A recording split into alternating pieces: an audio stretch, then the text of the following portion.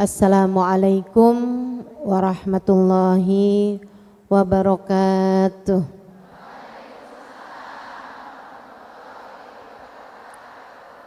Alhamdulillah.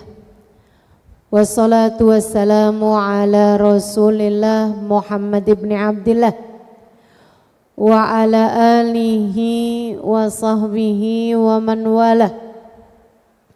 Subhanaka la ilma lana illa ma 'allamtana innaka antal alimul hakim. Rabbi shrah li sadri wa yassir li amri wahlul 'uqdatan min lisani yafqahu qawli, amma ba'du.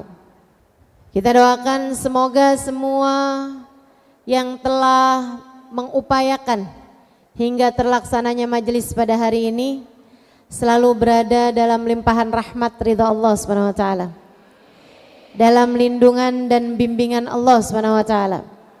Panjangkan umurnya, sehatkan badannya, dimudahkan urusannya, dikabulkan hajatnya, semakin dicintai Allah Subhanahu wa taala dan Rasulnya. Kita doakan semoga semua yang telah bergabung hingga terlaksananya majelis pada hari ini senantiasa dalam limpahan rahmat ridha Allah Subhanahu wa taala. Semoga semua yang hadir di majelis ini, ada Ustazah Suud Alkaf juga, kita doakan selalu dalam pandangan kasih sayang Allah Subhanahu wa taala, dalam limpahan keberkahan dari Allah Subhanahu wa taala. Temanya pada hari ini, setegar Khadijah, selembut Aisyah. Alhamdulillah, kita ini dalam Islam enggak kurang-kurang suri tauladan. Kita mengikuti ajaran agamanya Allah. Allah Subhanahu wa taala karuniakan kepada kita mentor-mentor dalam kehidupan, contoh-contoh dalam kehidupan, imam-imam bagi kita. Kayak kalau sholat, kalau jadi makmum kan lebih gampang sholatnya daripada jadi imam. Dalam kehidupan kita juga begitu. Kita nih dalam kehidupan dikasih contoh-contoh imam-imam, kita tinggal dengerin, kemudian kita bilang amin. Habis itu imamnya ruku, kita tinggal ikutan ruku. Imamnya i'tidal, kita tinggal i'tidal, dan seterusnya. Nah, imam-imam kita dalam Islam, Allah Subhanahu wa taala sudah berikan contohnya. A'udzubillahi minasyaitonir rajim. Laqad kana lakum fi Rasulillahi uswatun hasanah. Sungguh telah ada dalam diri Nabi Muhammad suri tauladan yang baik. Liman kana yarjullaha wal yawmal akhir, untuk siapapun yang berharap keridhaan Allah, untuk siapapun yang berharap bahagia di kehidupan akhirat. Uri kasih contohnya, ikuti Nabi Muhammad sallallahu alaihi wasallam. Dan kita sebagai perempuan, ada beberapa hal yang tidak bisa secara langsung mengikuti baginda kita Nabi Muhammad, terutama terkait urusan kewanitaan kita. Sebagai seorang istri, sebagai seorang ibu, sebagai seorang anak perempuan, tentu ada perbedaan antara kita dengan kaum laki-laki dalam tata cara menjalani kehidupan. Untuk itulah Nabi Muhammad mendidik orang-orang di sekelilingnya, sehingga beliau mengizinkan kita untuk menjadikan perempuan-perempuan ini sebagai suri tauladan bagi kita. Seperti yang akan kita bahas di sini adalah ummahatul mukminin, istri-istri baginda kita Nabi besar Muhammad sallallahu alaihi wa ala alihi wa sahbihi wasallam, yang terutamanya adalah Sayyidah Khadijah dan Sayyidah Aisyah radhiyallahu taala anha wa ardaha, dua dari yang terbaik dari istri-istri baginda kita Nabi besar Muhammad sallallahu alaihi wa ala alihi wa sahbihi wasallam. Kita akan bahas satu demi satu insyaallah. Tentu nggak akan cukup waktu kita kalau kita mau ngebahas kisah hidup Sayyidah Khadijah, apalagi ditambah kisah hidup Sayyidah Aisyah. Itu sih sampai besok. Nggak cukup 1 jam, nggak cukup 1,5 jam. Kalau dibahas nih kayak jadi seminar 2 hari 3 hari. Karenanya saya hanya akan ambil penggalan-penggalan, cuplikan-cuplikan dalam kisah kehidupan Sayyidah Khadijah dan Sayyidah Aisyah. Semacam saya pungut 1, 2 berlian-berlian dalam tumpukan berlian-berliannya Sayyidah Khadijah, berlian-berliannya Sayyidah Aisyah. Saya ambil aja dari yang kiranya bisa juga untuk kita ikuti dalam kehidupan kita, dan semoga juga menjadikan kita, semoga siapa tahu, salah satu dari berlian-berlian yang sekarang ada di atas muka bumi ini.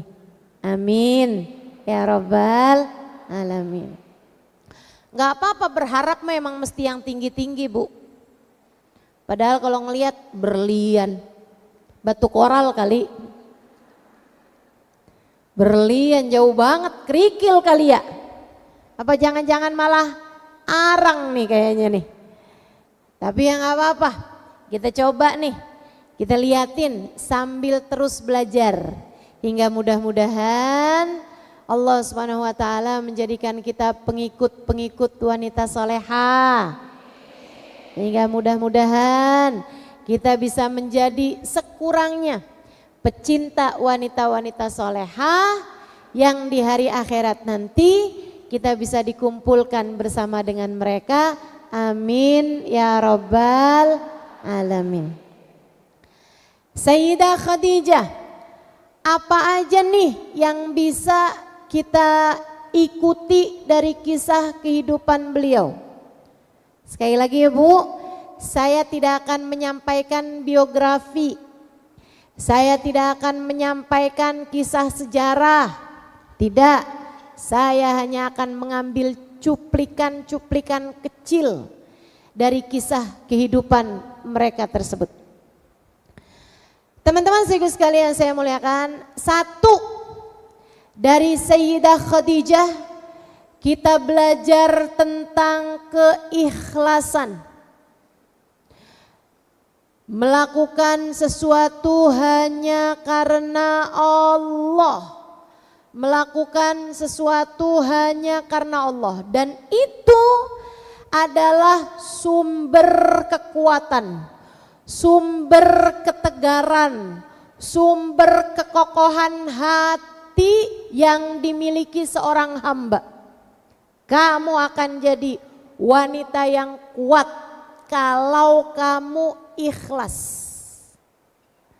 Kamu akan jadi wanita yang tegar kalau hati kamu selalu ikhlas.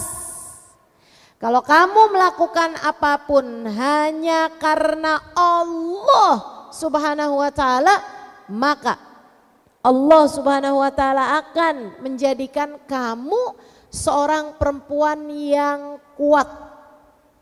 Karena kamu tidak bersandar kecuali kepada Allah.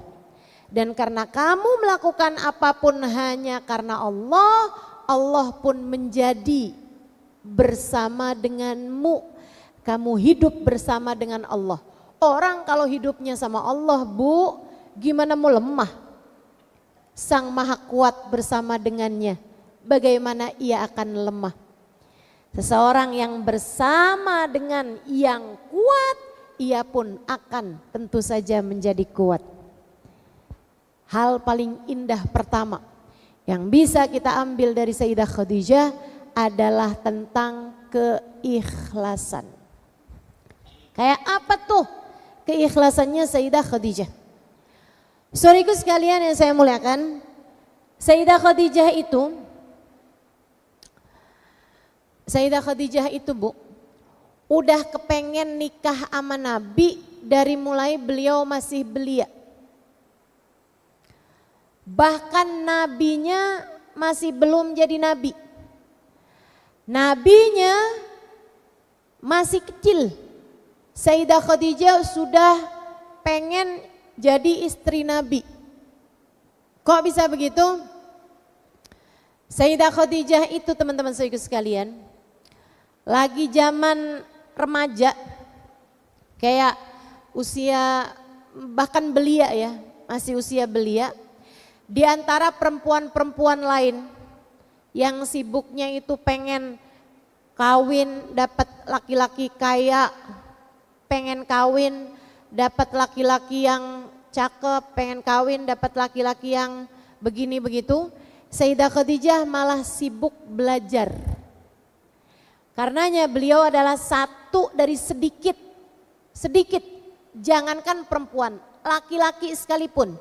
Zaman itu sedikit sekali yang bisa membaca, bisa menulis. Sayyidah Khadijah salah satu di antara mereka. Satu waktu beliau bermimpi.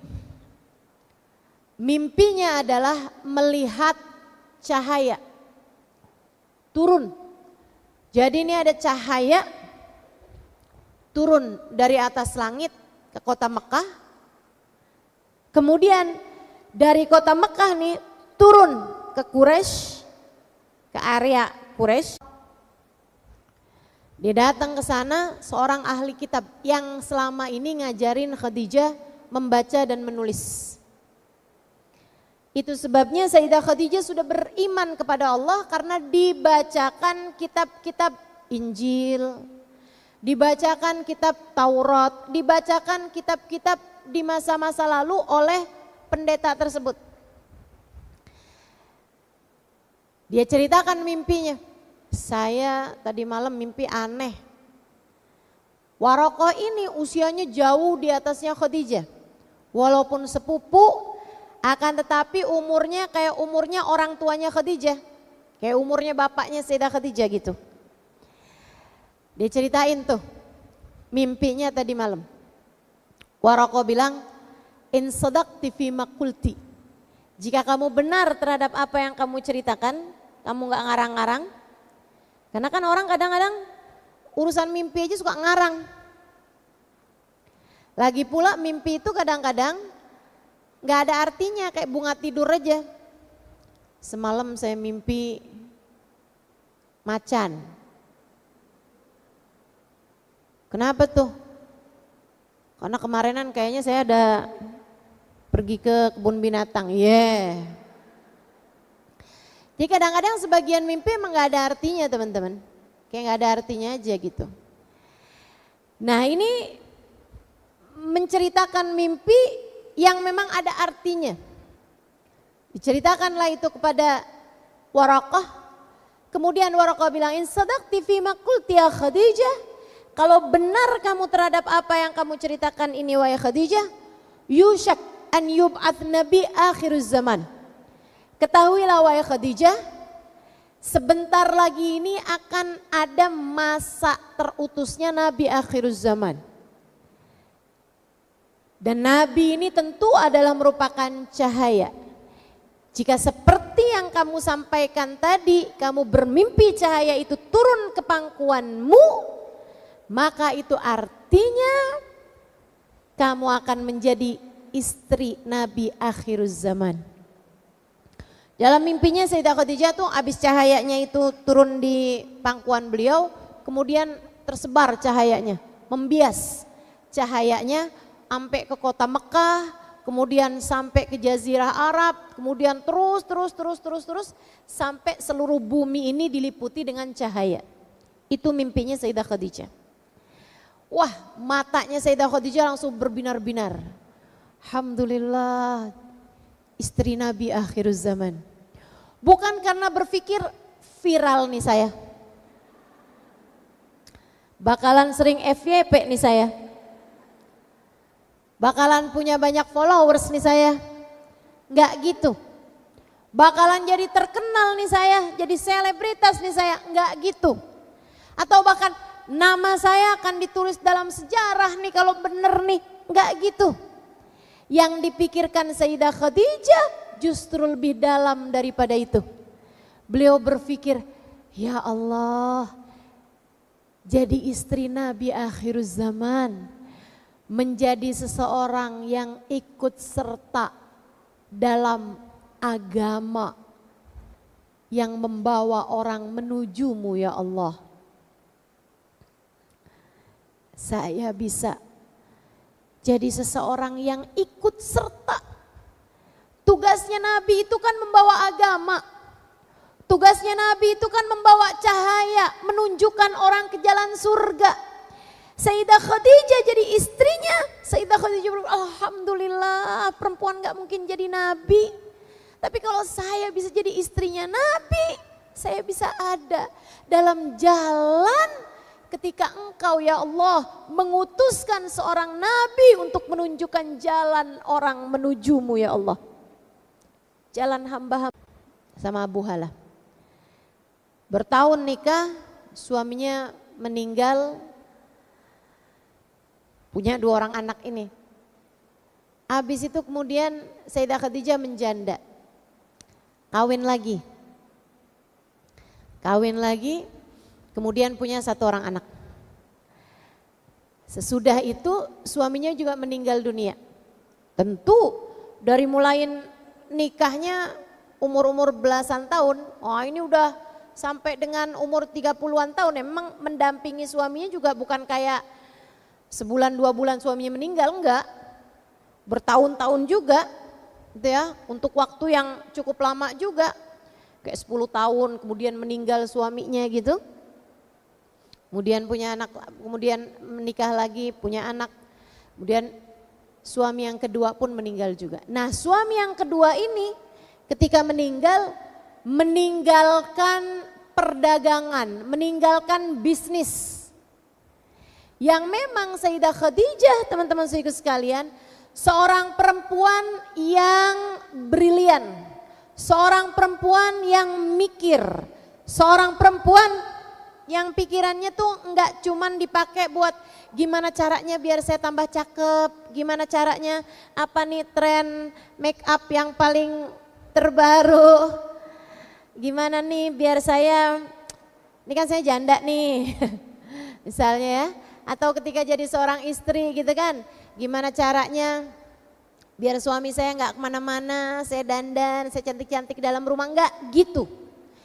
Beliau ikut serta mendampingi suaminya ketika suaminya memulai perjalanan bisnisnya. Hingga ketika suaminya meninggal, Sayyidah Khadijah meneruskan bisnis suaminya dan luar biasa teman-teman saya sekalian. Sesudah dipegang oleh Sayyidah Khadijah, sudah kewafatan suaminya, bisnisnya semakin besar. Hingga menjadikan di usia-usia 35 tahun, hampir 40-an tahun, Sayyidah Khadijah adalah perempuan terkaya di kota Mekah. Menjadikan beliau perempuan yang tak hanya kaya, tapi juga dicinta. Beda nih, beliau kaya, itu sesuatu. Beliau dicinta, itu sesuatu. Karena ada banyak juga orang kaya tapi dibenci orang. Betul? Itu kerjanya apaan sih ya? Tasnya mahal banget. Itu ya perempuan. Kaya banget tapi pelit, nauzubillah. Kira-kira dicinta apa dibenci? Kamu nih jadi istri, kamu punya uang karena kamu kerja. Belum tentu tambah dicinta sama suaminya. Apalagi kalau modelannya ketika kamu punya harta, kamu menjadi semena-mena. Banyak perempuan modelan kayak gitu. Punya duit, berasa kayak suaminya di bawah dia, apalagi kalau penghasilan suaminya tidak lebih besar daripada penghasilan dirinya sendiri. Udah berasanya kayak ratu sama bawahan. Suaminya, tolong ambilin saya air. Nyuruh-nyuruh suaminya. Bahkan gak pakai kata tolong lah gitu ya. Bukain kaos kaki saya. Tapi gak ada sih cewek kayak gitu. Kamu tuh dasar pemalas. Apa yang bisa diharapkan dari laki-laki modelan kayak kamu? Kamu tuh suami, inget ya, walaupun saya punya duit, tapi kamu tetap suami. Kerjaannya ngomel mulu nih. Ada yang begitu? Mana orangnya? Ayo saya mau lihat nih, saya mau lihat. Mana orangnya? Yang suka ngomel-ngomel sama suaminya, mana orangnya? Saya mau lihat mukanya, mana orangnya? Saya emang enggak ustazah, enggak kayak gitu tapi suka ngomelnya iya. Jangan bu. Walaupun kamu punya uang sendiri bahkan lebih banyak dari suamimu. Walaupun kamu yang menafkahi kehidupan kamu bahkan suamimu kamu nafkahi sekalipun, tetap tidak akan bisa mengubah fakta bahwa kunci surga dia yang pegang.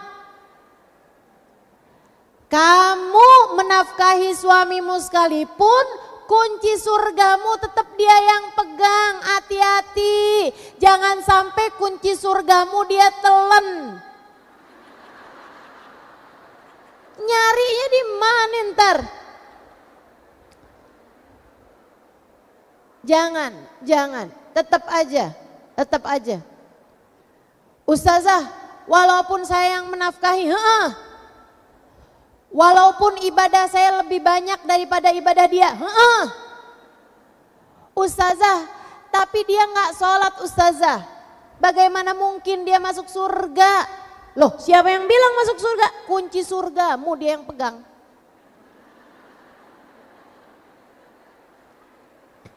Kunci surga kamu dia yang pegang. Belum tentu dia masuk surga. Sebab kunci surga dia ada yang pegangnya. Kan begitu? Tapi bahwa kamu kalau nggak hormat sama suamimu, kalau kamu nggak benar sama suamimu, rada susah masuk surganya. Kunci surganya dia yang pegang. Gitu loh. Jadi bagaimana ibadah dia itu urusan antara dia sama Allah. Tapi fakta bahwa kunci surgamu dia yang pegang itu adalah fakta yang tidak terbantahkan. Siapa sih Ustaz yang ngomong kayak begitu? Nabi Muhammad sallallahu alaihi wasallam. Kata Nabi, "Fanduri ilaih fa innama huwa jannatuki wa naruki." Perhatikan bagaimana perlakuanmu kepada suamimu. Suamimu adalah jalan surgamu, kunci surgamu. Ketika kamu memperlakukan dia dengan baik, dan pintu nerakamu, kunci nerakamu ketika kamu memperlakukannya dengan tidak baik. Saudariku sekalian yang saya muliakan, Sayyidah Khadijah, seorang perempuan yang tak hanya kaya tapi juga dicinta. Sama siapa? Sama orang Mekah. Warga Mekah cintanya sama Sayyidah Khadijah luar biasa. Kenapa? Bukan karena beliau kaya, bukan. Tapi karena beliau sangat amat dermawan. Dermawan. Sampai-sampai orang semekah kalau ada urusan-urusan sama dunia, urusan-urusan sama uang, datangnya ke tempat Sayyidah Khadijah. Yang kepengen buka usaha nggak ada modalnya, datang ke Sayyidah Khadijah, ngutang sama Sayyidah Khadijah dipinjemin. janda miskin karena suaminya meninggal, punya anak kecil-kecil, gak punya uang buat nafkahin anaknya, datang ke tempat Sayyidah Khadijah disumbang. Baik hati, dermawan, suka memberi. Semua orang merasa Sayyidah Khadijah punya iyad, punya bantuan, pernah nolongin beliau, pernah nolongin dia. Orang Mekah cintanya sama Sayyidah Khadijah luar biasa, setara ratu pada zaman tersebut. Kuat banget teman-teman sekalian. Makanya kalau ditanyain, Ustazah, kok Nabi sama Sayyidah Khadijah, kok yang lamar Sayyidah Khadijah bukan Nabi Muhammad? Masa tersebut posisinya Sayyidah Khadijah itu kayak di atas semua laki-laki teman-teman. Kayak beliau tuh bisa milih siapa aja yang dia mau nikahi gitu. Sayyidah Khadijahnya. Di saat yang laki-laki itu kalau mau ngelamar Sayyidah Khadijah, ya kalau Sayyidah Khadijahnya nggak mau, nggak ada siapapun bisa nikah. Jadi kayak di posisi yang dia memilih, sementara laki-laki siapapun dipilih sama beliau. Sekali lagi, bukan hanya karena dia kaya, melainkan karena dia adalah perempuan yang sangat baik hatinya, dicintai sama seluruh warga Mekah. Orang tuh emang dicinta bukan karena cantik, bukan karena kaya, bukan karena pintar. Tapi pada ujungnya seseorang menjadi dicinta karena dia baik. Kebaikan hati itu mata uang yang berlaku dimanapun saja. Mata uang yang berlaku dimanapun saja adalah kebaikan hati. Kebaikan hati adalah bahasa universal yang bisa difahami oleh siapapun. Anak bayi aja teman-teman sekalian itu bisa merasakan aura ketulusan. Makanya kalau ada orang biasanya disenengin sama bayi, digendong sama bayi tuh bayinya nggak nangis. Padahal dia bukan ibunya, bukan siapa-siapanya, gitu ya. Bayi bisa merasakan ketulusan, kebaikan hati, kebersihan hati seseorang. Bahkan binatang-binatang tuh, gitu ya, itu seneng tuh. Terutama kucing itu suka mendekat kepada orang yang dia rasa tulus. Ketulusan hati itu memang luar biasa teman-teman. Makanya mudah-mudahan Allah anugerahkan kepada kita ketulusan hati insya Allah. Tapi begitu hati nggak tulus, hati nggak bagus, hati nggak baik, anak sendiri aja digendong emak-emaknya nangis. Betul? Suami nggak betah, anak nggak betah, siapa nggak betah. Ini Sayyidah Khadijah. Jadi kalau saya ditanya, Ustazah, kan semua kehidupannya Nabi bisa kita contoh. Itu kan Nabi dilamar sama Sayyidah Khadijah, Ustazah. Boleh nggak saya yang lamar? Cowok saya aja yang lamar gitu, boleh nggak Ustazah? Bu, Dek. Habisnya Ustazah nungguin lama kagak dilamar-lamar. Saya kasih tahu ya. Kalau cowoknya kayak Nabi Muhammad boleh dah. Tapi kalau dia cuma Bambang, kalau dia cuma Budi, atau siapapun itu, kayaknya nggak usah deh. Tunggu dia aja yang lamar kamu ya. Sayyidah Khadijah. Jadi ini karena ketulusan hati beliau menjadi perempuan yang dicinta. Kaya dan dermawan. Kaya dan dermawan. Senengannya bagi-bagi, senengannya ngasih-ngasih. Senengannya nyembelih kambing, kambingnya dibagi-bagiin gitu. Sayyidah Khadijah dermawan banget. Satu waktu dia punya perniagaan, bisnisnya Sayyidah Khadijah nih, seperti yang tadi saya sampaikan. Udah jalan nih bisnisnya nih, gede. Suatu waktu orang kepercayaan beliau udah gak ada. Entah pulang kampung, kawin dan seterusnya. Akhirnya beliau nyari-nyari nih orang yang bisa bawain dagangan beliau untuk bawa barang dagangan ini. Nanya-nanya sama orang, nanya sama temennya. Sayyidah Khadijah punya teman dekat.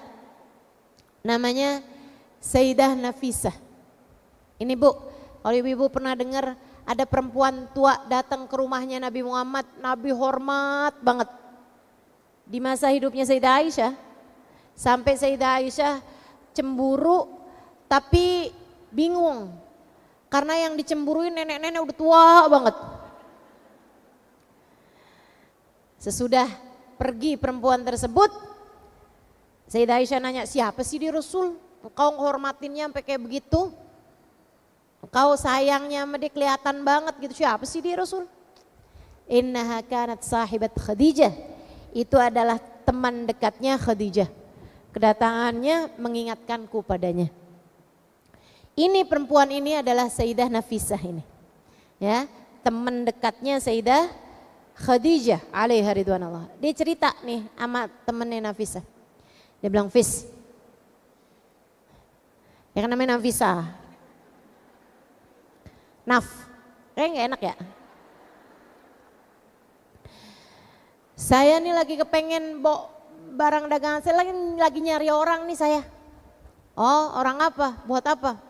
Buat bawa barang dagangan saya nih, saya mau udah musiman pasaran di luar negeri gitu. Musiman ada apa namanya, kayak pasar gitu ya. Di daerah tertentu ada musimannya dagang, perdagangan gitu. Ekspor impor barang. Dia bilang, ini saya mau bawa barang dagangan nih ke negeri Syam. Sekarang Syria berarti itu ya. Cuman saya punya orang buat bawain barang dagangan saya. Orang saya udah pulang, udah pergi. Oh, kamu nyari orang kayak gimana? Ya yang pinter, enggak harus sih. Yang cakep, enggak lah. Orang buat bawa barang dagangan kok. Ya kan kalau dagangan dibawa sama orang cakep kan banyak orang mau beli. Enggak lah. Terus yang kamu cari orang kayak apa? Ya yang jujur. Oh kamu nyari Al-Amin. Iya, yang bisa dipercaya. Ya kalau gitu Al-Amin aja. Yang bisa dipercaya. Iya emang saya nyari Al-Amin. Ya udah kalau gitu Al-Amin aja. Iya emang saya nyari Al-Amin. Dia bilang enggak, maksud saya kamu panggil aja Al-Amin. Muhammad Al-Amin. Masa itu Nabi Muhammad usianya hampir 25 tahun. Orang-orang kalau mau pergi nitipin kunci rumahnya ke Nabi Muhammad. Kenapa gitu? Karena beliau Al-Amin. Seseorang yang selalu dapat dipercaya. Kalau dititipin duit gak bakalan kurang sepeser pun. Kalau disuruh jagain apa-apaan dijagain bener-bener. Selalu dapat dipercaya. Enggak kayak kebanyakan orang zaman sekarang. Kalau dititipin omongan jadi tambah panjang. Kalau dititipin duit berkurang nol belakangnya. Ada yang suka begitu tuh, kalau dititipin duit berkurang, dititipin omongan jadi tambah panjang. Itu artinya orangnya tidak dapat dipercaya. Nah ini Nabi Muhammad. Berangkatlah teman-teman. Sekali lagi saya gak mau cerita panjang lebar, padahal udah cerita panjang ini ya. Alhasil pulang-pulang dari dagang, Maisaroh budak laki-lakinya Sayyidah Khadijah. Ya Maisaroh tuh nama budak laki-lakinya Sayyidah Khadijah. Jangan bayangin perempuan ya. Karena nama Maisaroh di tempat kita kan nama perempuan. Tapi sebenarnya Maisaroh itu nama budak laki-laki. Maisaroh pulang dari bawa perdagangan tersebut berduaan sama Nabi Muhammad, jadi pendampingnya Nabi, yang dagang Nabi Muhammad, tapi Maisarah ya asistennya lah. Budak. Kalau Maisarah ini budak. Budaknya Sayyidah Khadijah. Pulang-pulang cerita, Tuan, saya mau laporan sama Sayyidah Khadijah. Oh, gimana Maisarah? Dia bilang dagangan kita untung besar. Oh, bagus kalau gitu. Tapi bukan itu yang saya mau ceritakan kepadamu, Tuan. Oh, apaan? Saya kemanapun jalan kemarin di perjalanan selalu dinaungin awan. Oh, kok bisa begitu? Apa yang udah kamu lakukan? Itu dia. Saya kirain awan naungin saya. Ternyata ketika saya pisah dari Muhammad, awannya ikutan dia, bukan ikut saya. Tuan, ternyata nih saudara kita dari Quraisy, baginda Nabi Muhammad SAW. Kemanapun dia jalan, awan ngikutin dia. Oh gitu. Yang lebih ajaib lagi Tuan, ketika saya sama Muhammad beristirahat di bawah sebuah pohon, datang pelayan dari seorang rahib, seorang pendeta, memanggil kami. Tapi Muhammad gak mau pergi, saya yang disuruh pergi. Saya dibawa naik ke atas Sumi'ah, ke atas biaranya dia, tempat ibadahnya dia. Dari menara, kayak menara gitu ya. Dari tempat ibadahnya dia di atas, dia ngeliatin aja ke arah pohon yang ada Muhammad di bawahnya. Terus dia nanya sambil gak ngeliatin saya, Manir rajul tahta dhillatil kasyajarah. Siapa tuh laki-laki yang sekarang bernaung di bawah pohon itu? Saya bilang, daka akhil Quraisy. Itu saudara saya dari Quraisy. Dia bilang, kamu bohong. Dia pasti gak punya saudara. Kok kamu tahu? Dia kemudian ngeliatin saya. Dia bilang, bagaimana dia punya saudara? Dia bahkan ayahnya sudah meninggal saat dia masih berada dalam rahim ibunya. Kok kamu tahu? Ibunya meninggal dunia saat dia berusia 6 tahun. Kok kamu tahu? Dia ikut kakeknya meninggal dunia 2 tahun kemudian. Kok kamu tahu? Dia habis itu ikut sama pamannya yang punya anak banyak. Kok kamu tahu? Dia senang sama warna hijau. Saya nggak tahu. Dia bilang dia tahu segala sesuatu tentang Muhammad tanpa perlu saya kasih tahu. Bahkan dia mengetahui hal-hal yang tidak saya tahu tentang Muhammad. Kemudian dia kembali memandang pohon tersebut dan berkata kepada saya dengan penuh kehusyuan, dengan seksama dia berkata kepada saya, Isma, dia bilang dengerin, nak, pulanglah kembali ke Mekah. Dan aku beritahu kamu sebuah rahasia. La yakun tahta dhillatil kasyajarah illa nabi. Laki-laki yang ada di bawah pohon itu sekarang adalah seorang nabi. Tuan, pantesan. Kemana dia jalan, awan naungin dia. Pantesan. Sayyidah Khadijah begitu dibilang kayak begitu, merinding sekujur badan. Dia teringat sama mimpinya di masa kecil. Jadi mikir. Akhirnya ketika dia mikirnya udah panjang, dia manggil saudaranya atau temennya tadi tuh, Nafisah. Di rundingan, Nafisah kemudian pergi menemui Nabi Muhammad yang tentu aja kala itu belum jadi seorang nabi. Diskusi ngobrol ini tuh semuanya setuju. Kemudian dipanggil Nabi Muhammad.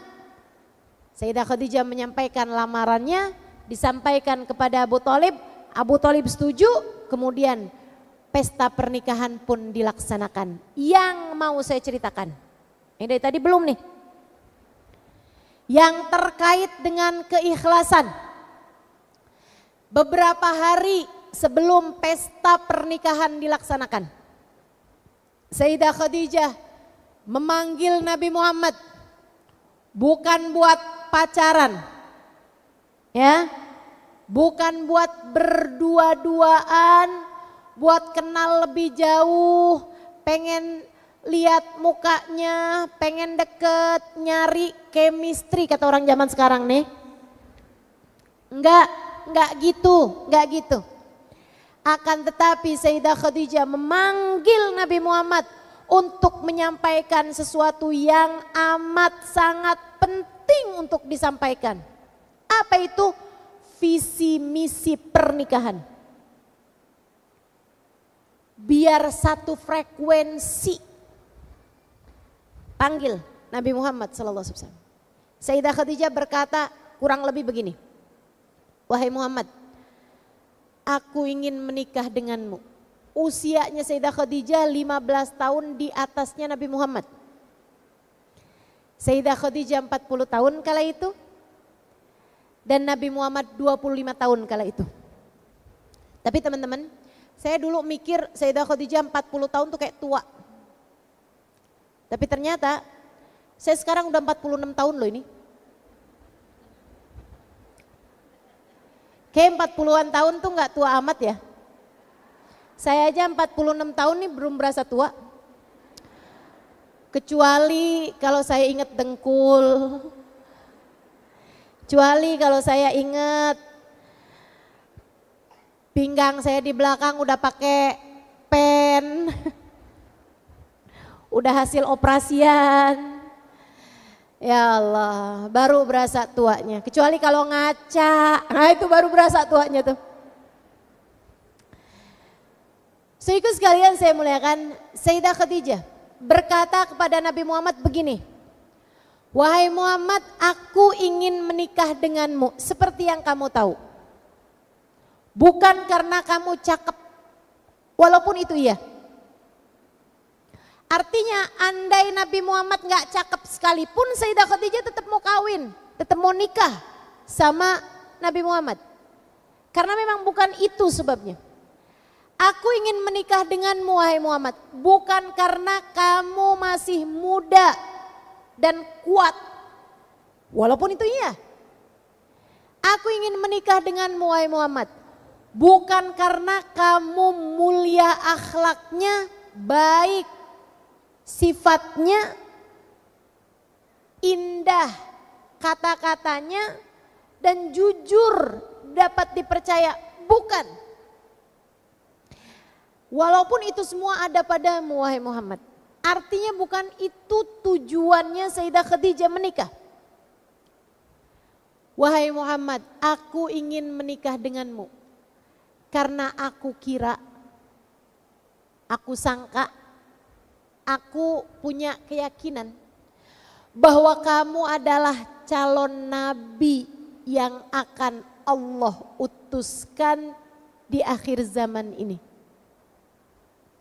Muhammad, dengar ini Bu, ini poinnya. Penting untuk kamu praktekkan dalam kehidupanmu. Katanya Nabi Muhammad, katanya Sayyidah Khadijah, Muhammad, aku ingin menikah denganmu karena aku kira, aku pikir, aku berkeyakinan bahwa kamu akan menjadi nabi akhiruz zaman. Jika itu terjadi wahai Muhammad, aku berharap kamu membawaku menuju Allah yang kelak akan mengutusmu. Kalau kamu jadi seorang nabi, kamu menuju Allah, kamu membawa Allah, membawa manusia menuju Allah, sertakan aku bersama denganmu. Jangan kamu tinggalkan aku untuk kamu bawa aku menuju Allah. Bu, Sayyidah Khadijah menikahi Nabi Muhammad karena Allah. Enggak berharap Nabi Muhammadnya, tapi berharap Allah yang akan nantinya mengutus Nabi Muhammad. Ini keikhlasan. Menikah karena Allah. Nikahnya karena Allah. Berbuat baik pada suaminya karena Allah. Bukan mau nyari ridho suaminya, mau nyari ridhonya Allah. Bu, dan untuk itu Sayyidah Khadijah rela berkorban. Rela berkorban. Duit gak jadi soal, tenaga gak jadi soal, waktu gak jadi soal. Semuanya dipersembahkan untuk Nabi Muhammad sallallahu alaihi wasallam. Bukan karena berharap biar Nabi Muhammad gak kawin lagi, enggak. Bukan berharap biar Nabi Muhammad sayangin dia lebih daripada sayangnya terhadap siapapun, enggak. Sayyidah Khadijah mengorbankan semua yang dia punya untuk Nabi Muhammad karena Allah.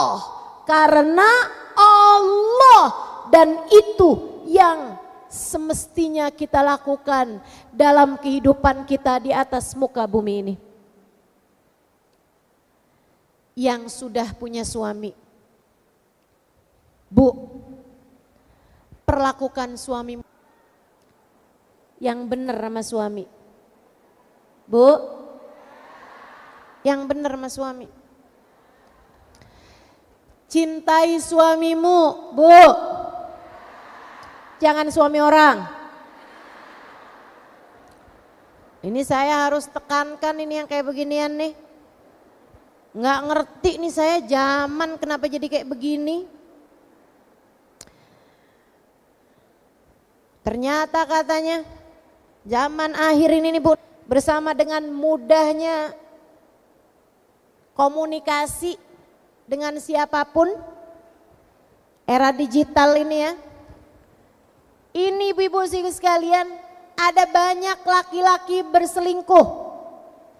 Tapi juga nggak kalah banyak perempuan berselingkuh. Lah kok diteriakin betul? Pengalaman bagaimana nih?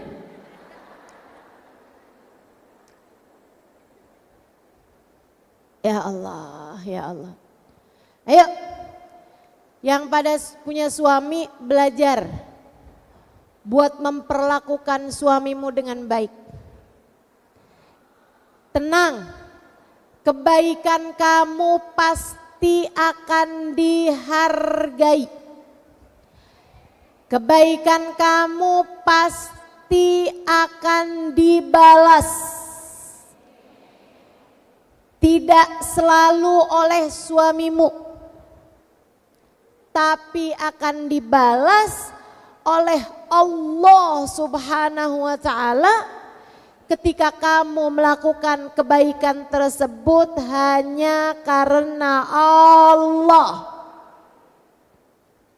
Sekali lagi, ini penting. Saya harus sampaikan kepadamu. Tetaplah berbuat baik kepada suamimu, Bu. Sebagaimana tetaplah berbuat baik kepada sesama umat manusia.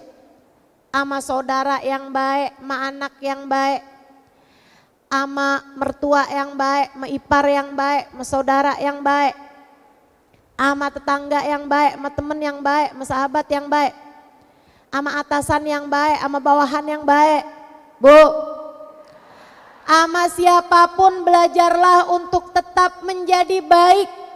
Lakukan itu karena Allah. Lakukan itu karena Allah. Dan saya menjadi penjaminnya. Kebaikanmu, Bu, pasti akan dibalas. Kebaikanmu, Bu, pasti akan dibayar lunas. Kebaikanmu Bu pasti akan dihargai. Tidak selalu oleh orang yang kamu berbuat baik padanya, melainkan oleh Allah Subhanahu wa ta'ala yang kamu berbuat kebaikan karenanya. Enggak akan kemana-mana, enggak akan kemana-mana. Maka jangan pernah bosan buat jadi orang baik. Jangan lelah buat jadi perempuan solehah. Kamu gak bisa bilang, aduh percuma dah jadi solehah sama laki saya gak tahu diuntung dia. Saya udah jadi istri solehah buat dia tapi dia kayak begitu sama saya. Jangan pernah merasa begitu. Saya ulangi, kebaikanmu pasti akan dihargai. Kebaikanmu pasti akan dibayar lunas dunia sebelum kelak di akhirat. Dunia sebelum kelak di akhirat. Bukan oleh suamimu, belum tentu oleh suamimu. Kalau suamimu membayar juga kebaikanmu, menghargai kebaikanmu, anggaplah itu sebagai bonus. Sebab kenyataannya yang akan membalas kebaikanmu adalah Allah Subhanahu wa ta'ala. Hal jazaul ihsan illal ihsan. Tak ada balasan kebaikan melainkan kebaikan juga. Innal hasanat bi'ashri amthaliha. Sesungguhnya satu kebaikan dibayar dengan 10 kebaikan. Kama tadin tudan. Kata baginda kita Nabi Muhammad. Sebagaimana kamu berbuat, seperti itu pula lah kamu akan dibalas. Bu, kebaikan yang kamu lakukan setara berteriak di dalam sebuah gua. Kamu kalau lagi ada di dalam gua kemudian kamu teriak, kamu bilang, kamu cantik, tik, tik, tik, tik, kayak gitu. Namanya apa Bu? Gema.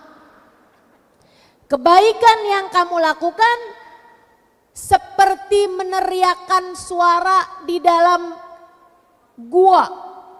Ia akan bergema, berbalik kembali kepada dirimu sendiri.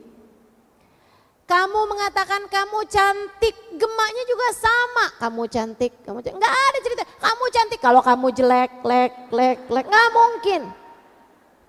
Enggak mungkin. Suara apapun yang kamu lontarkan akan berbalik kepada dirimu sendiri. Tenang. Kebaikan kamu itu baliknya kepada diri kamu sendiri. Tenang.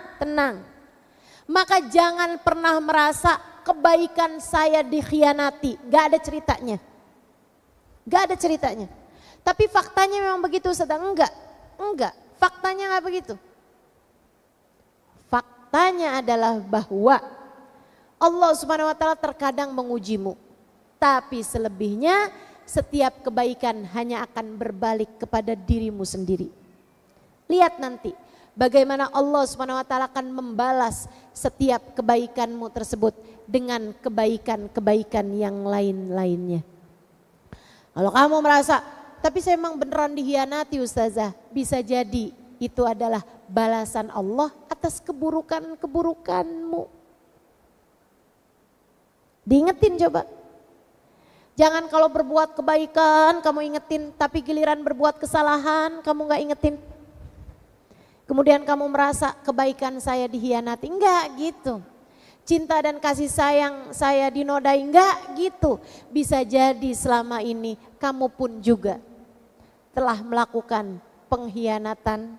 Kamu pun juga telah menodai kebaikan yang telah dilakukan oleh orang di sekelilingmu.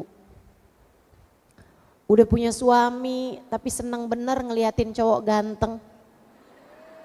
Siapa yang begitu? Kemudian sakit hati ketika suamimu matanya keranjang. Kamu juga nggak kalah gede keranjangnya dari keranjang suamimu itu, ya kan? Nah, tuh, ayo belajar buat jadi perempuan ikhlas kayak Sayyidah Khadijah. Saya ngerti Bu, kenapa Nabi Muhammad tak pernah menduakan Sayyidah Khadijah. Saya ngerti. Cinta tulusnya Sayyidah Khadijah kepada Nabi Muhammad. Yang ia melakukan itu karena Allah. Itu yang tidak akan pernah mampu diduakan oleh siapapun. Sayyidah Khadijah tak pernah menduakan Allah. Sayyidah Khadijah menjadikan semua langkah hidupnya adalah karena Allah. Itulah kenapa Sayyidah Khadijah tak pernah mampu diduakan oleh siapapun, termasuk oleh baginda kita Sayyiduna Muhammad. Selama bersama dengan Sayyidah Khadijah, Nabi Muhammad tak pernah mendua. Apalagi meniga, menempat, mengelima. Nggak pernah, mendua aja nggak pernah. Sayyidah Khadijah setia. Kepada siapa? Kepada Allah. Beliau setia. Apapun aja beliau persembahkan buat Allah Subhanahu wa taala. Bu, di awal-awal Islam, ketika Islam itu datang, Nabi Muhammad perlu banyak modal. Buat apaan? Buat dakwah, buat membebaskan budak-budak yang masuk Islam. Karena ketika masuk Islam, budak-budak tersebut disiksa sama majikannya. Sayyidah Khadijah nggak tega, Nabi Muhammad nggak tega, akhirnya beli budak untuk kemudian dimerdekakan. Habis hartanya Sayyidah Khadijah buat Nabi Muhammad sallallahu alaihi wasallam. Belum lagi orang-orang yang ketim. Dia jadinya dagang, nggak ada yang mau beli. Dia akhirnya dirampok, disakiti, diambil hartanya oleh keluarganya, dicegah dari istri dan anak-anaknya. Ada banyak kejadian-kejadian yang memerlukan harta. Seorang perempuan yang masuk dalam agama Islam, akhirnya ditinggalkan sama suaminya, nggak ada yang nafkahi. Sayyidah Khadijah berikan uangnya kepadanya. Terus begitu, ibu-ibu sekalian, yang asalnya Sayyidah Khadijah perempuan yang kaya raya sampai menjadi perempuan yang miskin papa demi jalan dakwah yang ikut serta beliau pikul bersama dengan suaminya baginda kita Nabi besar Muhammad. Bu, sampai pada ujungnya, di ujung kehidupan Sayyidah Khadijah, sekeluarga harus diboikot, diasingkan, sampai tinggal di rumahnya aja nggak boleh, di rumahnya sendiri Bu, di rumahnya Sayyidah Khadijah sendiri nggak boleh. Beliau diasingkan di lembah Abu Thalib.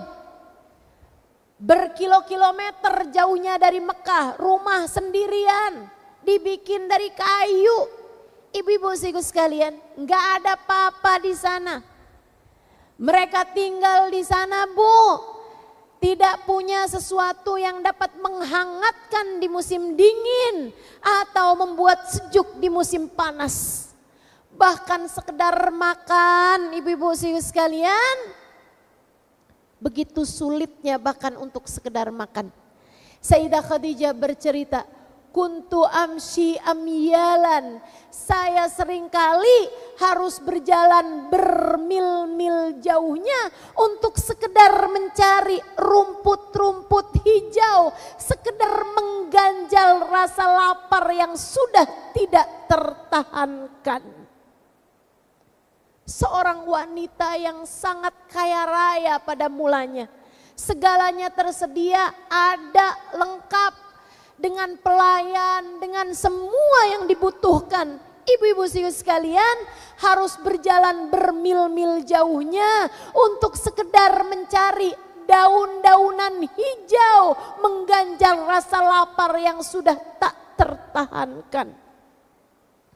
Beliau sampai berasa gigi-gigi saya mulai menajam di akhir-akhir kehidupan saya. Sampai jadi kayak, mohon maaf Bu, sampai jadi kayak binatang-binatang ternak tuh, kalau makanin rumput lama-lama kan giginya jadi tajam. Sayyidah Khadijah tuh sampai kayak begitu. Itu kalau dapat makanan dikirimkan sama seseorang dari tetangganya, dari sahabatnya, dari kerabatnya. Bu, kalau ngirimin makanan taruhannya nyawa. Kalau ketahuan nama kaum kafir Quraisy bisa dibunuh. Dan kalaupun selamat nih, makanannya selamat, sampai datang ke keluarga tersebut, Sayyidah Khadijah akan lebih mendahulukan Nabi Muhammad, mendahulukan Sayyidah Fatimah putrinya, daripada diri beliau sendiri.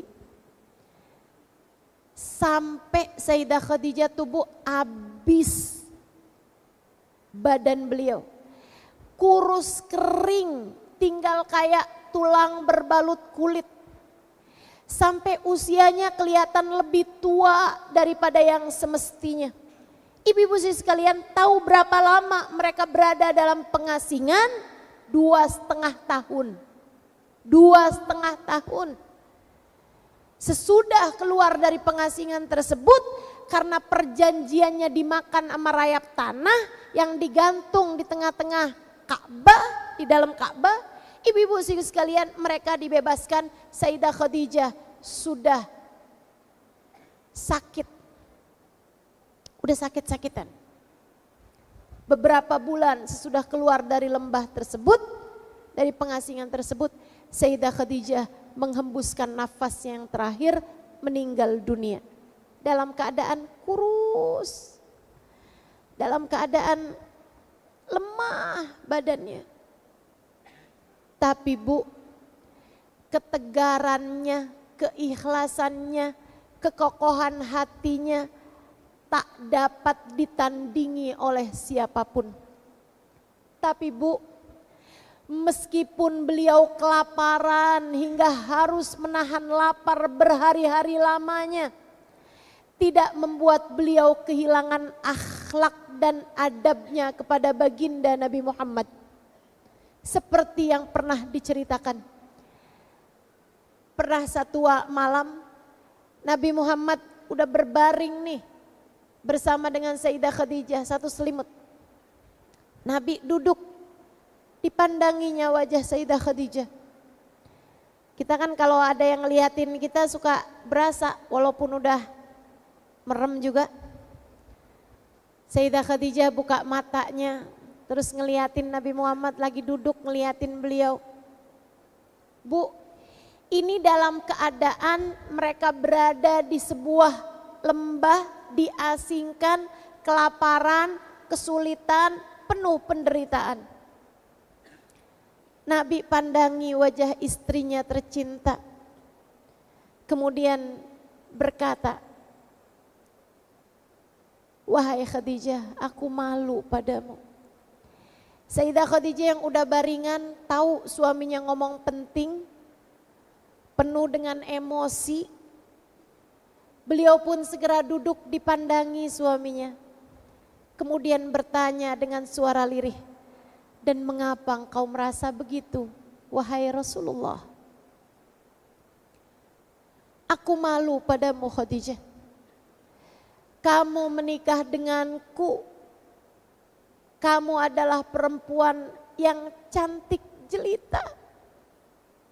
Aku malu padamu Khadijah. Sekarang kamu menjadi seperti ini keadaannya, aku malu padamu Khadijah. Aku menikah denganmu, kamu adalah seorang perempuan yang kaya raya. Sekarang keadaan kita menjadi semacam ini karena aku, wahai Khadijah, aku malu padamu. Aku malu padamu Khadijah, aku menikah denganmu sedangkan tidak ada perempuan yang lebih dihormati oleh kaum kita daripada dirimu. Sekarang keadaannya semacam ini wahai Khadijah karena aku malu padamu. Sayyidah Khadijah tersenyum kemudian berkata kepada suaminya, jangan pernah merasa begitu wahai Rasulullah. Nih Bu, Sayyidah Khadijah tuh gak pernah ngelihat Nabi sebagai Muhammad bin Abdullah suami saya gitu, bukan. Sayyidah Khadijah melihat Nabi Muhammad sebagai Rasulullah, utusan Allah.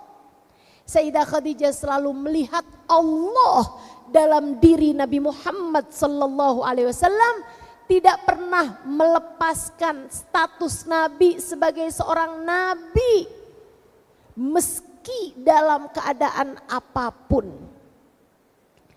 Sayyidah Khadijah berkata kepada Nabi Muhammad, jangan pernah merasa begitu kepadaku wahai Rasulullah. Engkau harus tahu, sejak aku menikah denganmu sampai saat ini, hartaku, waktuku, tenagaku, bahkan hidup matiku, nyawaku, semuanya sudah aku persembahkan untukmu ya Rasulullah.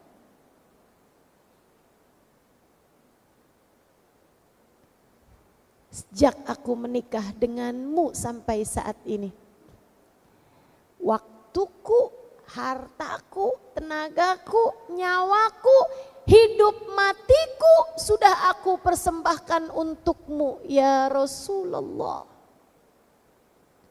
Ikhlas karena Allah Subhanahu wa taala. Ikhlas karena Allah Subhanahu wa taala. Hingga bahkan kurus kering, hingga bahkan sakit, hingga bahkan miskin papa, semuanya sudah dia persembahkan untuk Allah. Bagaimana Allah gak cinta kepada perempuan semacam ini? Untuk kemudian silahkan lihat dirimu, silahkan lihat dirimu. Adakah kamu sudah sekurangnya berusaha untuk memantaskan diri menjadi seorang perempuan yang layak dicinta Allah? Allah kalau punya hamba kayak kamu, kira-kira pantas gak dicinta gitu? Maksud saya, kalau kamu bayangkan Sayyidah Khadijah, Allah punya hamba kayak Sayyidah Khadijah kayak gitu tuh, gimana caranya Allah mau gak cinta coba? Segala-galanya buat Allah, hartanya semua buat Allah, waktunya semua buat Allah, tenaganya buat Allah, sampai harus berjalan bermil-mil jauhnya untuk sekedar mencari daun hijau pengganjal lapar yang sudah tak tertahankan. Yang kayak gini nih gimana caranya gak dicinta teman-teman? Tapi modelan kayak kamu, suami kamu datang bawa duit kurang dikit aja nyap-nyapnya, ya Allah, ya Allah. Akhir tahun kayak gini gak bisa jalan-jalan karena duitnya kurang, dipakai buat biaya sekolah anak dan lain seterusnya, terus kamu ngomel-ngomel, terus kamu ngeluh mulu. Gimana caranya yang modelan kayak kamu bisa dicinta? Ayolah belajar menjadikan hidup kita buat Allah Subhanahu wa taala. Kemudian apapun yang Allah berikan dalam kehidupan kita, kita ucapkan alhamdulillahirabbil alamin. Makasih ya Allah atas kenikmatan yang telah Engkau berikan dalam kehidupan kita. Kita enggak harus sampai nyari daun-daunan hijau pengganjal rasa lapar. Kita enggak harus sampai diboikot, sampai segitu susahnya buat menjalankan agama ini, bukan. Kita nggak harus buat kita jadi perempuan solehah, menjalankan kewajiban-kewajiban kita kepada Allah. Sampai harus ditinggalkan, dibenci sama semua orang, gak bisa makan, gak harus begitu. Yuk belajar buat hidup dalam keadaan ikhlas. Kita ucapkan inna solati wa nusuki wa mahyaya wa mamati lillahi rabbil alamin. La syarika lahu wa bidzalika umirtu wa ana minal muslimin. Sesungguhnya salatku, seluruh ibadahku, bahkan hidup dan matiku, semuanya aku lakukan untukmu ya Allah, Tuhan segenap alam, Tuhan semesta alam. La syarikalah, tidak akan kuduakan engkau ya Allah. Wa bidzalika umirtu, aku faham hidupku adalah untuk itu. Aku faham aku diperintahkan untuk menjalani segalanya karenamu. Wa ana minal muslimin. Aku adalah seseorang yang selalu tunduk padamu ya Allah. Saudariku sekalian yang saya muliakan, ini ikrar kita dalam kehidupan. Kita baca dalam 5 waktu solat kita. Sebagai bacaan iftitah, pembuka solat kita. Maka praktekkan itu dalam kehidupan. Belajar dari Sayyidah Khadijah, apapun kamu lakukan, lillahi rabbil alamin, hanya karena Allah, Tuhan semesta alam. Kamu kerja karena Allah, kamu majlis karena Allah, kamu sholat karena Allah, kamu berbuat baik pada suamimu karena Allah, kamu besarkan anak-anakmu karena Allah, kamu berjalan karena Allah, kamu makan karena Allah, kamu mandi karena Allah, kamu tutup aurat pakai pakaianmu karena Allah. Apapun kamu lakukan, niatkan ikhlas lillahi ta'ala, hanya karena Allah subhanahu wa ta'ala. Enggak akan ada yang sia-sia, tidak akan ada yang sia-sia. Allah maha menghargai. Seperti mana Sayyidah Khadijah, Bu, Allah hargainya mahal di luar nalar. Apa itu? Hadisnya diriwayatkan oleh Imam Al-Bukhari alaihi ridwanullah. Saat Nabi Muhammad berada di Gua Hiro. Nabi itu sesudah jadi Nabi juga sering, Bu. Bertahun-tahun sudah Nabi Muhammad jadi Nabi, Nabi sering ke Gua Hiro untuk ibadah di sana. Satu waktu Sayyidah Khadijah, Ustazah kalau di Gua Hiro sholatnya gak bisa jamaah dong. Waktu itu sholat belum 5 waktu. Sholat baru sholat pagi sama sholat sore. Nabi Muhammad tuh sering ada di Gua Hiro. Beliau kalau sholat berjamaah dengan Sayyidina Ali atau bahkan dengan Sayyidah Khadijah. Satu waktu Nabi Muhammad lagi ada di Gua Hiro. Sayyidah Khadijah kangen dengan Nabi. Beliau masak. Udah selesai masaknya, beliau bisa aja, Bu, nyuruhan orang karena beliau waktu itu masih kaya raya, Bu, ya, awal-awal Islam. Punya banyak pelayan, punya banyak pembantu, punya banyak budak. Bisa aja Sayyidah Khadijah suruhan orang bilang, panggilin dong suami saya. Bilang saya kepengen makan barengan sama beliau, saya udah masak. Enggak gitu tapi. Beliau, Bu, sekali lagi selalu melihat Nabi Muhammad sebagai seorang utusan Allah. Sehingga akhirnya melihat Nabi itu ngelihat Allah. Yang penghormatan kepadanya adalah penghormatan kepada Allah. Terus begitu. Ini mudah-mudahan bisa jadi sudut pandang kita juga melihat suami kita. Lihatnya sebagai jalan surga kita. Jalan kita nyari ridhonya Allah. Kan begitu? Sehingga kita bisa hormat sama beliau, kita bisa sayang kepada beliau dengan cara pandang semacam itu insya Allah. Sayyidah Khadijah Bu bawa makanan pakai rantang kalau di kita ya, bawa tempat berisi makanan bersama dengan lauk pauknya. Beliau naik ke Gua Hiro. Ibu naiknya aja 1,5 jam Bu, Gua Hiro itu. Sekarang saya nggak ngerti zaman itu berapa lama tuh. Itu orang kalau habis makan naik ke Gua Hiro sampai atas sana lapar lagi Bu. Sayyidah Khadijah bawa tuh makanan naik sampai ke Gua Hiro. Hanya untuk makan berdua bersama dengan Nabi Muhammad. Dari sini juga saya belajar. Jangan kamu pikir yang namanya ibadah itu sholat. Maksudnya hanya sholat ibadah tentu saja. Tapi belum tentu itu yang menjadikan Allah ridho kepada kita. Kayak Sayyidah Khadijah nih Bu.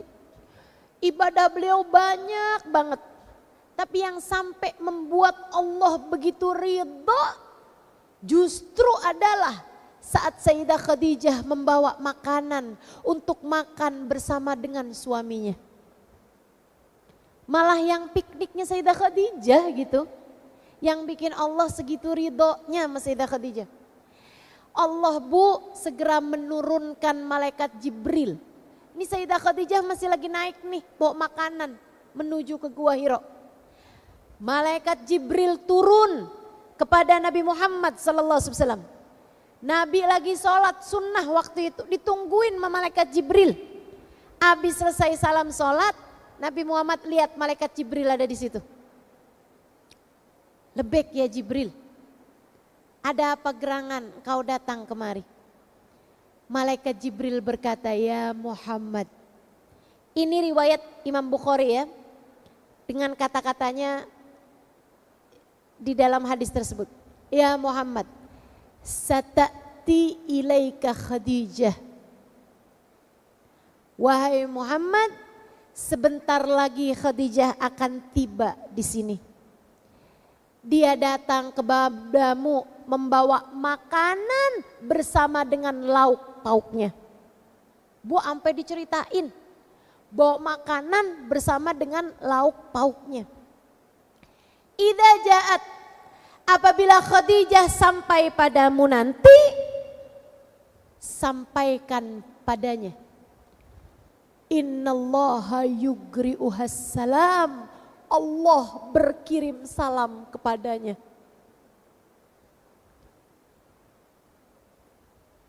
Allah berkirim salam kepadanya. Bu, Sayyidah Khadijah, perempuan kayak kita. Allah berkirim salam kepadanya. Keren banget ini Bu. Ini kemuliaan macam apa Bu? Kak, Dek, Nak. Beliau perempuan kayak kita juga. Beliau istri kayak kita juga, kayak kebanyakan di antara kita. Bu, akan tetapi keikhlasannya, ketulusannya, kekuatan hatinya, melakukan segala sesuatu hanya karena Allah. Menjadikan Allah yang Sayyidah Khadijah berbuat apapun hanya karenanya. Menghargainya dengan harga yang luar biasa besarnya. Allah berkirim salam kepadanya. Innallaha yugri'uhas salam. Allah berkirim salam padanya. Sampaikan, wahai Muhammad. Kata malaikat Jibril, wa minniyas salam. Sampaikan juga kepada Khadijah, aku ikut berkirim salam padanya. innallaha yubashshiruha bijannatin bibaitin fil jannah la fiha ghadab wala nasab min qadib la fiha ghadab wala nasab. Sampaikan padanya wahai Muhammad, Allah menjanjikan untuknya sebuah rumah di surga. Allah buatkan, Allah siapkan untuknya sebuah rumah di surga terbuat dari batu permata.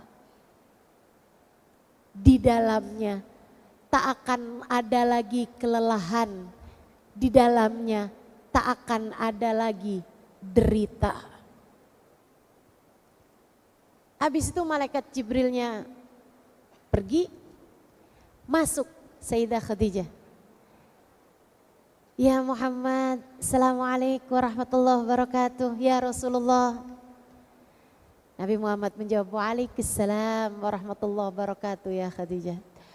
Wahai Muhammad, aku datang kemari karena aku tadi pagi udah masak. Aku datang kemari membawakan padamu makanan. Kata Nabi Muhammad, aku sudah mengetahuinya wahai Khadijah.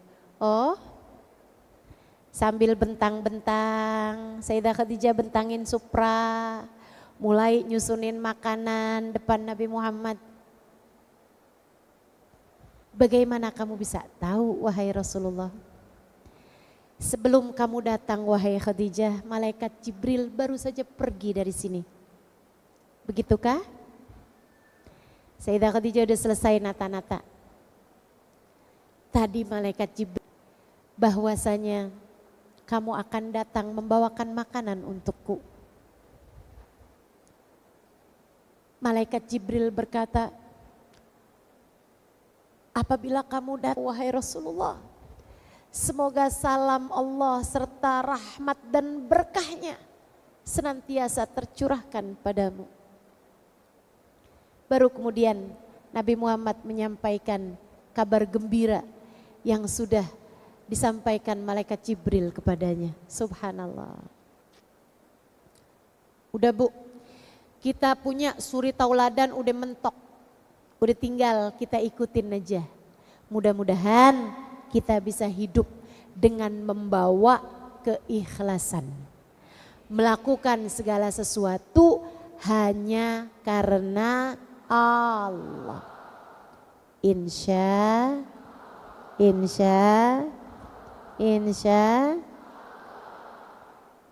Yuk, mari lebih tulus, mari lebih ikhlas hati kita insya Allah. Amin ya rabbal alamin. Itu aja tentang ketegaran hati Sayyidah Khadijah. Karena sekali lagi, waktu jualah yang akan memisahkan kita. Sekarang saya harus menyampaikan tentang selembut Sayyidah Aisyah. Bu, Sayyidah Aisyah itu perempuan yang menyenangkan sekali. Perempuan yang menjadi dirinya sendiri ketika bersama dengan siapapun. Perempuan yang gak plastik. Plastik maksudnya kayak gimana? Plastik tuh kayak ntar sama siapa beda gitu. Kan ada tuh yang kayak gitu, imitasi gitu maksudnya. Ibu pernah lihat gak buah-buahan dari plastik? Bisa dimakan gak Bu? Manis gak? Gak ada rasanya. Kamu jangan kayak begitu. Kamu jangan jadi perempuan plastik. Perempuan yang kelihatannya kayak apel padahal plastik. Kelihatannya kayak sayuran padahal plastik. Kelihatannya kayak apa-apa padahal enggak gitu. Imitasi belaka, imitasi belaka. Kamu jangan jadi perempuan kayak begitu. Jadilah perempuan kayak Sayyidah Aisyah alaiha ridwanallah. Pinter banget, menyenangkan banget. Sampai-sampai para sahabat Mereka suka bilang kalau mau ngomong apapun yang berat-berat menabi, cari hari yang nabinya lagi nginep di tempatnya Sayyidah Aisyah. Kenapa gitu? Nabi kalau lagi di rumahnya Sayyidah Aisyah, Nabi lebih apa ya?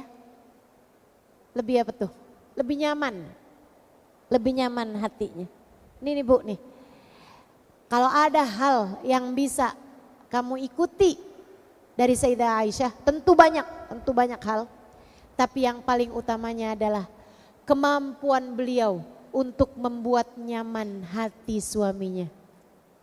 Nabi nyaman kalau lagi barengan sama Sayyidah Aisyah. Sayyidah Aisyah itu perempuan yang sangat menyenangkan. Beliau tertawa, beliau bercerita, beliau menjadi dirinya. Seperti yang tadi saya sampaikan, gak pernah imitasi. Apa yang beliau tampilkan, seperti itulah beliau kenyataannya. Sayyidah Aisyah Bu, tar diajakin menabi, yuk Aisyah kita lomba lari, terlomba lari. Nyenengin banget. Ini ibu-ibu saudara sekalian seperti apa yang disampaikan Nabi Muhammad kepada seorang sahabatnya ketika dia pamitan mau nikah. Kata Nabi Muhammad, halla bikron tula'ibaha wa tula'ibaka. Halla bikron tudahikuha wa tudahikuha. Kenapa nih? Hujan di luar kayaknya ya. Tapi ibu-ibu gak kehujanan kan? Masih bisa dengerin saya? Yuk biar ilmunya nangkep utuh. Insya Allah dengerin. Sisa ada waktu sekitar 10 menitan, 13 menitan. Ibu-ibu sekalian, kata Nabi Muhammad nasihat pernikahan. Dengerin buat para istri, dengerin buat para calon istri. Ustazah kalau mantan istri dengerin juga kalau yang kepengen mau nikah lagi. Tapi kalau udah janda 60-an tahun gak usah saya didengerin gak apa-apa. Ibu-ibu sekalian, nasihat pernikahan dari Nabi Muhammad kepada seorang sahabatnya. Kata Nabi, menikahlah dengan perawan, maksudnya dengan perempuan yang belum pernah nikah, gitu ya. Artinya nikahlah dengan seorang perempuan. Tula'ibaha wa tula'ibaka, yang kamu bisa main sama dia, main-main sama dia, gak terlalu serius gitu. Tudahikuha wa tudahikuha, perempuan yang kamu bisa bercanda sama dia dan dia bisa membercandain kamu. Dan ini adalah nasihat pernikahan yang disampaikan sama guru saya, Kiai Haji Maimun Zubair. Kalau beliau lagi ngasih nasihat pernikahan, ini sering banget beliau sampaikan. Beliau bilang, kamu kalau sama istri kamu gak usah serius-serius. Ngomong tuh bercanda aja. Kamu berdua nih rumah tangga, kata beliau, kalau lagi sama pasangan gitu ya, gak usah terlalu serius-serius. Bercanda aja. Main-main aja. Main-main, bercanda. Ngomongin hal-hal yang remeh-remeh. Ngomongin hal-hal yang ini aja, yang remeh aja gitu. Gak usah yang terlalu serius-serius. Itu nasihat Nabi Muhammad kepada sahabatnya, dan itu Bu ada dalam kehidupan Nabi Muhammad berumah tangga bersama dengan Sayyidah Aisyah. Nabi Muhammad bercanda-canda, ketawa-ketawa. Ketawa-ketawa. Gak ngomongin hal-hal yang penting. Ntar ngeliatin Sayyidah Aisyah lagi bikin mainan. Terus liatin lagi gambar gitu. Kamu gambar apa Aisyah? Ini Rasul. Kuda. Oh, itu apanya Aisyah? Sayap Rasul. Kok kuda pakai ada sayapnya Aisyah? Ih, Nabi lupa. Waktu Isra Mi'raj Nabi naik apaan? Buruk. Ada sayapnya gak? Ada. Tuh kan ada. Iya ya Aisyah. Tawa-ketawa aja Bu sama Sayyidah Aisyah. Baginda kita Nabi besar Muhammad sallallahu alaihi wa ala alihi wa sahbihi wasallam. Sampai-sampai Sayyidah Aisyah tuh kalau mau kayak misalnya ada apaan gitu, cemburu gitu. Sayyidah Aisyah tunjukin kalau beliau cemburu gitu kan. Tapi enggak pernah sesuatu hal yang jahat, enggak. Kalau lagi marah Sayyidah Aisyah tunjukin. Sampai Nabi Muhammad bilang, saya tahu Aisyah kapan kamu lagi marah sama kapan kamu lagi enggak marah. Kapan kamu lagi ngambek sama saya, kapan kamu enggak lagi ngambek sama saya. Tahu dari mana Rasul? Kamu kalau lagi enggak ngambek, kamu kan sering sumpah. Kamu kalau sumpah Birabbi Muhammad, demi Tuhannya Nabi Muhammad. Atau demi yang telah mengutusmu sebagai seorang nabi wahai Rasulullah. Terus kalau saya lagi ngambek emang kenapa Rasul ngomongnya apa emang? Kamu tuh kalau lagi ngambek pasti kamu kalau lagi sumpah kamu bilang Birabbi Ibrahim, demi Tuhannya Nabi Ibrahim. Demi Tuhannya Nabi Musa. Kamu kayak gak mau banget gitu nyebut saya sebagai seorang Rasul. Sayyidah Aisyah selalu mampu menyenangkan hati suaminya. Mudah-mudahan kita jadi perempuan yang kayak begitu juga. Kalau lagi ngobrol sama suami nggak usah yang serius-serius. Ngomong aja urusan yang remeh-remeh aja teman-teman. Saya gitu. Saya kalau ngobrol sama suami nih, Kak, kucing depan rumah hamil lagi. Terus dia nyaut, emang dasar perempuan murahan. Emang kenapa gitu Kak? Kamu gak tahu Halimah, kayaknya semua kucing di kampung kita pernah kawin sama dia. Emang iya? Itu obrolan kita tuh di rumah. Sangat penting sekali bukan? Demi kemajuan bangsa dan negara. Yang remeh aja. Ngobrol urusan di rumah tangga. Yang bikin kita sering ribut di rumah nih. Karena kamu kalau ngobrol sama suami urusannya angka. Tagihan sekian. Pengeluaran sekian, ini bikin kepala suami tuh gitu. Tapi kalau kamu ngobrol sama suami tuh urusan-urusan yang remeh-remeh, kamu bilang sama suami kamu, andai waktu bisa kuulang, tak akan kupilih pasangan lain selain dirimu. Suami kamu nyaut, emang kagak ada yang ngelamar kamu selain saya kan? Nah yang remeh-remeh aja ya. Mudah-mudahan kita bisa mengikuti jalan kehidupan dari perempuan-perempuan solehah di atas kita insya Allah. Bu, dari nyenenginnya Sayyidah lembutnya beliau menyenangkan suaminya sampai Nabi Muhammad ketika ditanya, man ahabbun nasi ilaika ya Rasulullah. Siapa perempuan yang paling kau sayangi wahai Rasulullah? Nabi Muhammad menjawab, ahabbun nasi indi Aisyah. Perempuan atau orang yang paling aku sayangi, orang yang paling saya cintai di atas muka bumi ini adalah Aisyah. Maksud kami yang laki-laki wahai Rasul, kata Nabi Muhammad, wa minar rijali abuha.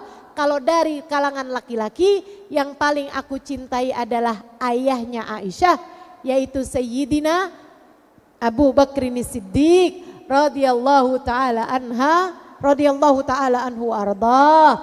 Semoga Allah Subhanahu wa taala tidak menghalangkan kita dari keberkahan Sayyidah Aisyah, dari keberkahan Sayyidah Khadijah. Bu, Sayyidah Aisyah mengatakan tentang diri beliau, saya hafal Al-Quran dan saya faham semua maknanya Al-Quran dan saya mengerti kapan turunnya ayat yang ini, kapan turunnya ayat yang ini, sebab nuzulnya Al-Quran. Saya ngerti semua sebab nuzulnya Al-Quran. Saya mengerti hukum-hukum yang terkait dengan semua isi kandungannya Al-Quran.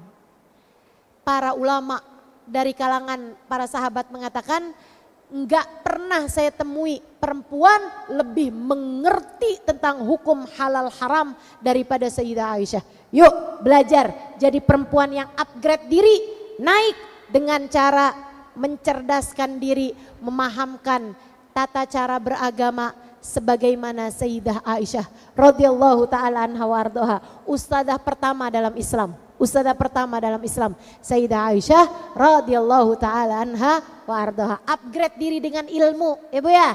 Nih, tahun akan datang lagi, akan ganti lagi, tahun 2026. Kalau ada sesuatu hal yang kamu niatkan, niat-niat baik di tahun ke depan, maka niatkanlah untuk mengupgrade dirimu, menaikkan dirimu dengan pemahaman ilmu agama yang lebih kuat sebagaimana Sayyidah Aisyah radhiyallahu taala anha wa ardhaha, insyaallah. Amin ya rabbal alamin. Sehingga kita bisa menjadi perempuan setegar, sekuat, sekokoh Sayyidah Khadijatul Kubra dan menjadi perempuan semenyenangkan, selembut, seindah Sayyidah Aisyah radhiyallahu taala anha wa ardhaha. Wa sallallahu ala sayyidina Muhammadin wa ala alihi wa sahbihi wasallam. Kita minta pada Allah Subhanahu wa taala, kita akan baca suratul Fatihah, kita minta semoga bersama dengan hujan yang semakin menderas di luar, doa-doa kita dijabah Allah Subhanahu wa taala. Kita minta kepada Allah Subhanahu wa taala keberkahan dari dua perempuan agung ini, dua perempuan mulia ini, sehingga kita bisa mencontoh mereka berdua dalam kehidupan kita. Dikaruniai hati yang kuat, dikaruniai jiwa yang kokoh, dikaruniai hati yang selalu mengerjakan sesuatu hanya karena Allah Subhanahu wa taala. Seperti mana Sayyidah Khadijah. Dan juga Allah karuniakan akhlak indah, menyenangkan, sehingga membuat siapapun nyaman dan nyaman bersama dengan kita. Sebagaimana Sayyidah Aisyah, ala hadhihi niyah wa bikulli niyatin salihah jami'ah syamilah ila hadratin Nabi Muhammad sallallahu alaihi wa ala alihi wasallam. Al-Fatihah. Bismillahirrahmanirrahim. Alhamdulillahirabbil alamin. Ar-Rahmanirrahim. Maliki yaumiddin. Iyyaka na'budu wa iyyaka nasta'in. Ihdinas siratal mustaqim. Siratal ladzina an'amta 'alaihim ghairil maghdubi 'alaihim waladdallin. Amin. Allahumma bihaqqil Fatihah, bihurmatil Fatihah, barakatil Fatihah, taftah lana abwabal khair, tu'amilana muamalata ahlal khair, takfina min jamil fitan wal mihan bu'us wa dhair. Innaka wali kulli khair, mutafaddil bi kulli khair birahmatika ya arhamar rahimin. Allahumma inna nas'aluka ziyadatan fid din, barakatan fil umur, wasihatan fil jasad, sa'atan fil rizki, taubatan qabla al maut, syahadatan indal maut, maghfiratan ba'dal maut, wa afwan indal hisab, wa amanan minal adab, wa nasiban minal jannah, wa razukna an-nadhar ila wajhikal karim. Ya Allah, pandanglah kami dengan pandangan kasih sayang-Mu, rahmati kami ya Allah, muliakan kami ya Allah, bersama dengan turunnya hujan yang menderas di atas kami. Kami mohon padamu ya Allah, solehahkanlah kami ya Allah, muliakanlah kami ya Allah, karuniakan keikhlasan dalam hati kami ya Allah, sebagaimana Engkau telah mengaruniakan keikhlasan dalam hati Sayyidah Khadijah. Karuniakanlah ilmu yang bermanfaat untuk kami ya Allah. Sebagaimana Engkau telah mengaruniakan ilmu yang bermanfaat kepada Sayyidah Aisyah, menjadikan beliau perempuan yang paling banyak meriwayatkan hadisnya Nabi kami Muhammad sallallahu alaihi wa ala alihi wa sahbihi wasallam. Ya Allah, jadikan kami istri yang salehah, sebagaimana Engkau telah menjadikan Sayyidah Khadijah dan Sayyidah Aisyah sebagai istri yang begitu salehah. Ya Allah, karuniakanlah keharmonisan dalam rumah tangga kami ya Allah. Jadikanlah rumah tangga kami rumah tangga yang sakinah, mawaddah, warahmah. Ya Allah, ya Allah, ya Allah. Apa yang jadi hajat-hajat kami kabulkanlah ya Allah. Muliakanlah akhlak kami, indahkanlah jiwa kami, perbaikilah diri kami, baguskanlah ibadah kami, baguskanlah perlakuan kami kepada sesama hamba-hambamu ya Allah. Allahumma ya Allah, ya Allah, ya Allah. Jadikanlah kami kuat menjalani kehidupan kami ini dengan keikhlasan darimu ya Allah. Kuatkan hati kami dengan keimanan, kuatkan hati kami dengan keyakinan. Ya Allah, jadikanlah kami hamba-hambamu yang melakukan segala sesuatu hanya karenamu ya Allah. Penuhkanlah hati kami dengan kesabaran. Penuhkan hati kami dengan kesabaran. Rabbana afriq alaina sabra wa tsabbit aqdamana. Tetapkanlah langkah-langkah kaki kami ya Allah di jalan-Mu. Jangan biarkan kami tergeser, jangan biarkan kami tersesat, jangan biarkan kami mengikuti arus dunia yang melenakan kami ya Allah. Selamatkan kami dari fitnah akhir zaman. Selamatkanlah kami ya Allah dari segala godaan setan. Selamatkanlah kami ya Allah dari apapun yang bisa membinasakan kami ya Allah. Selamatkan hati kami dari cinta dunia ya Allah. Selamatkan hati kami dari cinta dunia dengan cinta kami yang kuat kepadamu ya Allah. Hidupkan kami dalam keadaan salehah, matikan kami dalam husnul khatimah. Di akhirat nanti ya Allah, jadikanlah kami hidup dalam keadaan selamat, masuk ke dalam surgamu tanpa hisab, tanpa adab. Birahmatika ya arhamar rahimin, wa bijudika ya ajwadal ajwadin, innahu waliyu dhalika wal qadir alaih. Wa sallallahu ala sayyidina Muhammadin wa ala alihi wa sahbihi wa sallam. Bifadli subhana rabbika rabbil izzati amma yasifun, wa salamun alal mursalin, walhamdulillahi rabbil alamin. Ya Allah, berkahilah kami di bulan Rajab, berkahilah kami di bulan Sya'ban. Sampaikan umur kami sampai kepada bulan Ramadan. Mampukan kami untuk menjalani hari-hari ini ya Allah dengan cara yang terbaiknya. Berkahilah semua yang hadir, sehatkanlah yang sedang sakit, mudahkan urusan bagi yang sedang dalam kesulitan. Ya Allah, dan lapangkanlah bagi yang sedang sempit hatinya. Wa sallallahu ala sayyidina Muhammadin wa ala alihi wa sahbihi wasallam. Bi fadli subhana rabbika rabbil izzati amma yasifun, wa salamun alal mursalin, walhamdulillahi rabbil alamin. Taqabbalallahu minna wa minkum taqabbal ya karim. Terima kasih atas segala perhatiannya. Kurang lebihnya mohon maaf. Billahi taufik wal hidayah. Wal afu minkum. Wassalamualaikum warahmatullahi wabarakatuh.